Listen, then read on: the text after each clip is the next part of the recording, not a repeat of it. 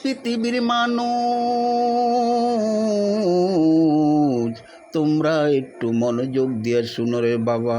আমি কিন্তু একজন সাধারণ মানুষ না, কোটি কোটি মানুষ আল্লাহ পৃথিবীতে সৃষ্টি করেছে। এক একজন মানুষকে এক এক রকম বাজে সৃষ্টি করেছে। আর আমার ফ্যামিলির মানুষগুলাকে আল্লাহ ব্যতিক্রম করে সৃষ্টি করেছে। তাহলে আমি যদি কোটি কোটি টাকার মালিক হইতাম, আমি যদি আমার গায়ে অনেক শক্তি থাকতো, আমার যদি অনেক ক্ষমতা থাকতো, তাহলে আমার এলাকার মানুষগুলা আমাকে স্যার বলতো বা বড় ভাই বলতো, আমাকে কত সম্মান কত আদর করত। আমাকে দেখলই মানুষগুলাই শুধু সালাম দিত। কিন্তু সেটা বাইরে অন্তরের সালাম না, সেটা হইল মুখের সালাম। মুখ দিয়া ভালোবাসে, অন্তরে দিয়া ওই ধনী মানুষগুলাকে মানুষ ভালোবাসে না।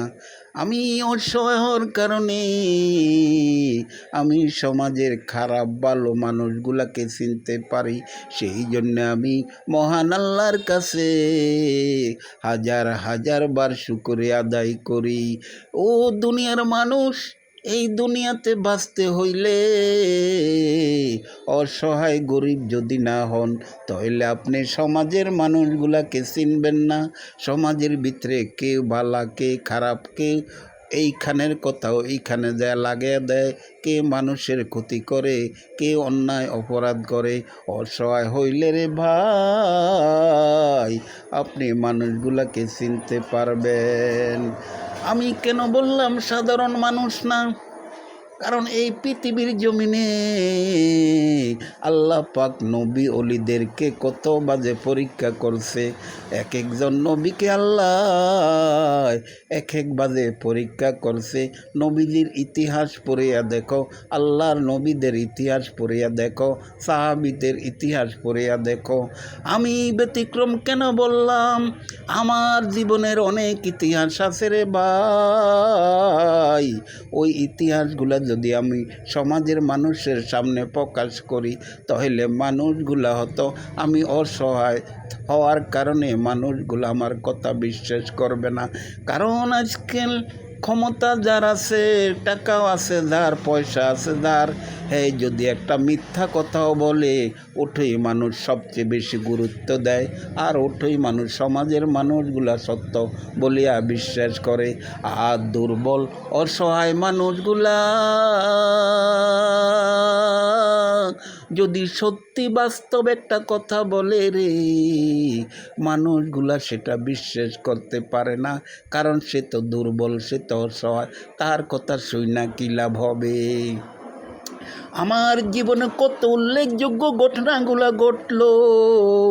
আমি যদি আপনাদের সামনে সকালকার থেকে আমার জীবনের ইতিহাসগুলা শুরু করি, দুপুর হয়ে যাবে তারপরও আমার কথা শেষ হবে না।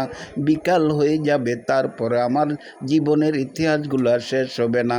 রাত্র গভীর হয়ে যাবে তারপরও আমার জীবনের ইতিহাসগুলো শেষ হবে না। ভোর হয়ে যাবে তারপরও আমার জীবনের ইতিহাসগুলো শেষ হবে না। ও ভাই, সেই জন্য আমি আপনাদের সামনে বলছি, আমি কোনো সাধারণ মানুষ না, আমি একজন অসাধারণ মানুষ।